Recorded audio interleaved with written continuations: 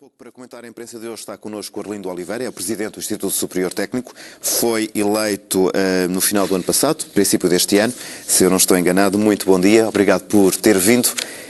É quase impossível não termos o tema central da imprensa hoje, não é? Muito bom dia, muito obrigado pelo convite. Sim, é inevitável começar pelo tema central, que aliás ocupa quase a totalidade dos jornais, e com alguma dificuldade descobrimos outras notícias mais interessantes. Alguns vão mais ao pormenor, outros, como o público, escolhem uma palavra que resume tudo. Resume tudo, desacordo. É interessante, é de facto um desacordo. O desacordo também é um resultado expectável, especialmente se atendermos às propostas que foram feitas pelo Partido Socialista e que estão nos sites dos partidos e que estão também em muitos jornais, e que basicamente, a meu ver, mostram que as propostas do PS são propostas de alto nível, demagógicas, o tipo de queremos crescimento, reduzir o desemprego, manter os atuais benefícios.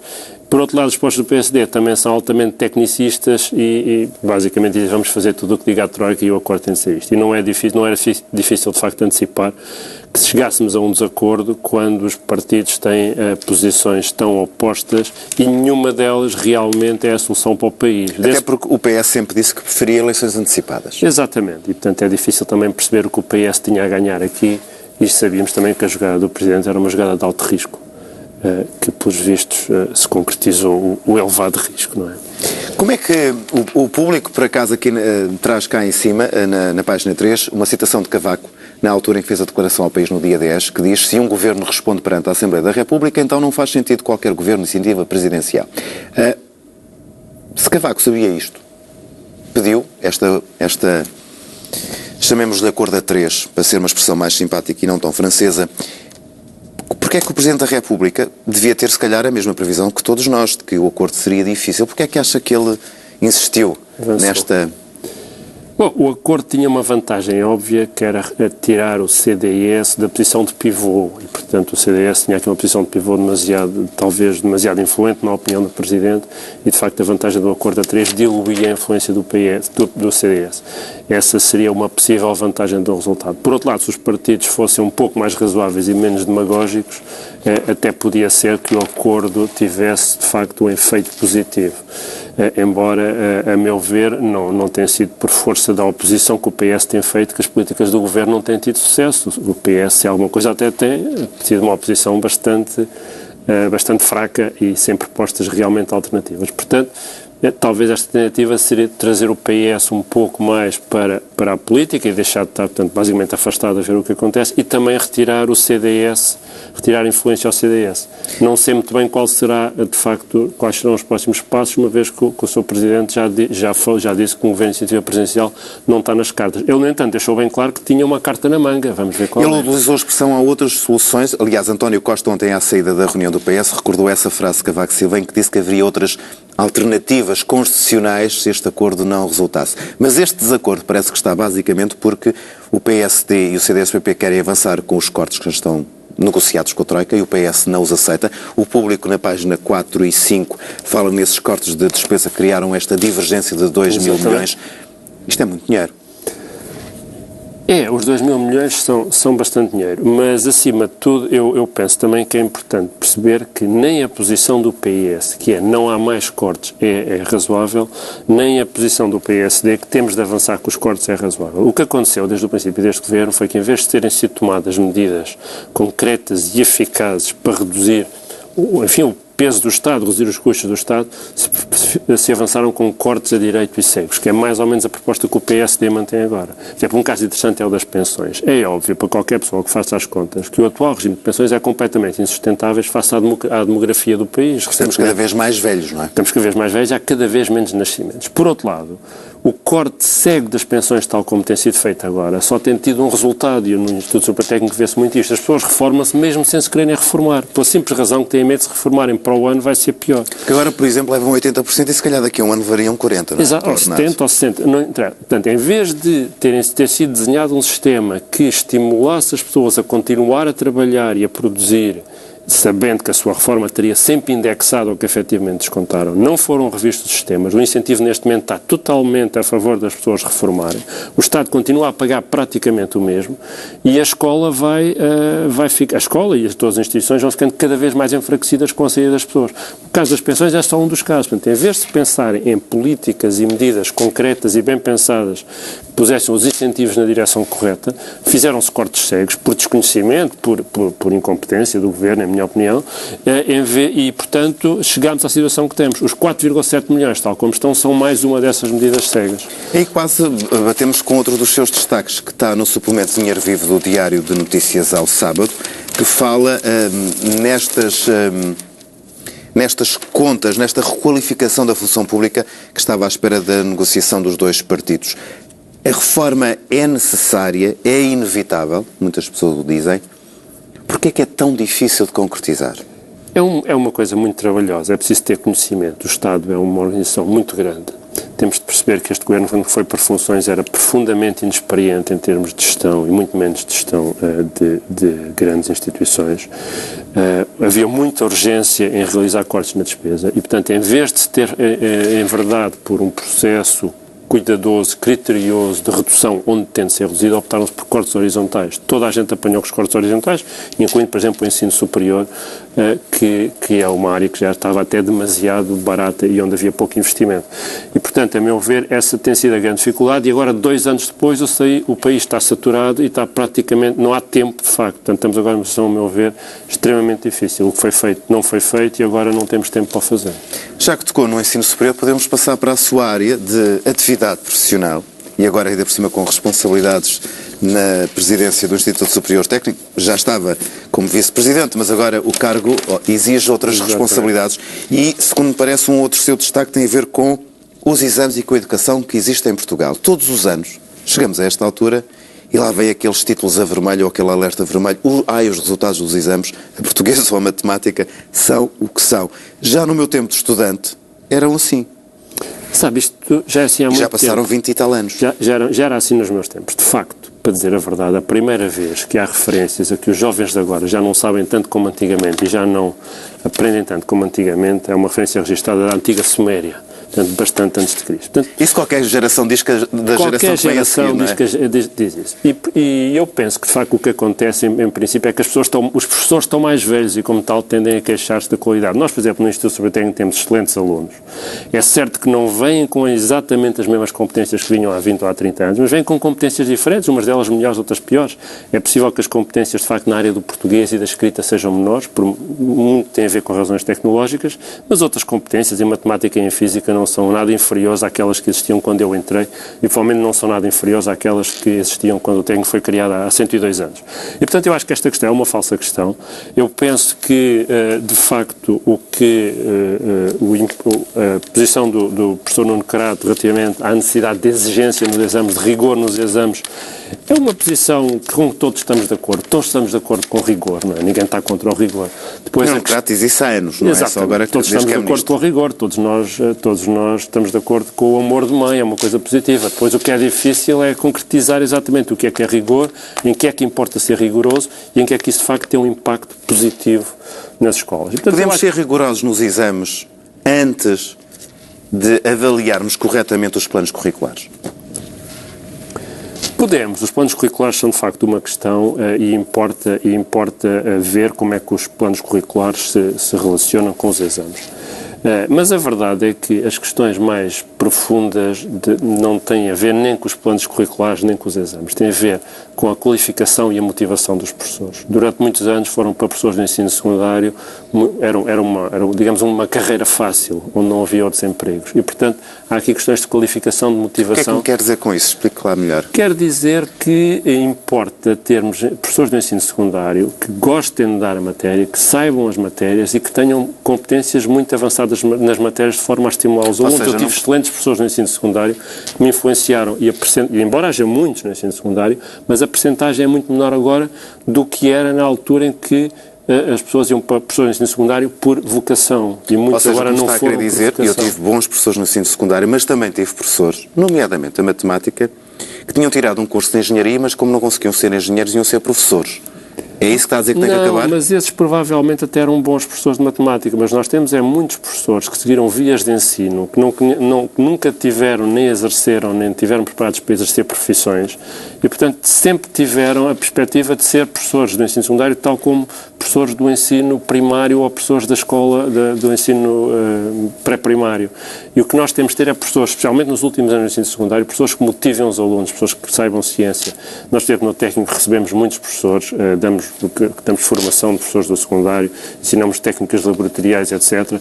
E é esta componente de motivação é que é importante. E esta componente de motivação, de facto, também percebo que tem falhado por força das enormes restrições e das enormes dificuldades também que se colocam às carreiras dos professores de ensino secundário. Mas não creio que a solução seja, de facto, manter tudo como está, que foi mais ou menos a conclusão a que se chegou nessas negociações.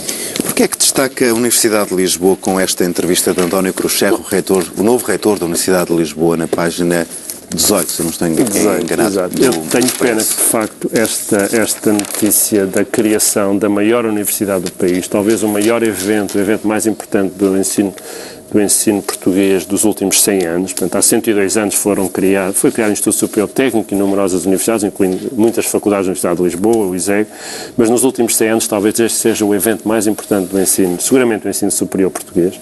Acho que é um grande passo em frente. Lamentavelmente é feito numa altura difícil, é feito numa altura onde a capacidade de investimento é muito limitada. E é feito numa altura onde estamos com uma capacidade muito diminuta para fazer reformas que eram importantes. Haviam várias coisas erradas no ensino superior e na ciência e há várias coisas que foram mudadas. Mas esta união, para serem mais fortes, numa altura de crise, se calhar até faz sentido. Sim, a união faz sentido. Vamos desperdiçar talvez a oportunidade de dar um salto ainda maior em frente por causa das dificuldades financeiras, essencialmente. Como eu dizia, havia coisas erradas no ensino superior e coisas foram mudadas, mas as coisas que estavam erradas não foram mudadas e as coisas que foram mudadas não eram as que estavam erradas. Por exemplo, acabou de sair uma proposta à discussão do regime jurídico das instituições de ensino superior, que tinha sido prometido que traria uma grande autonomia às grandes universidades, em particular a esta, e a proposta vem completamente amputada das coisas que deviam ser mudadas, nomeadamente maior autonomia universitária e administrativa, e vem completamente amputada, imagino eu, por medo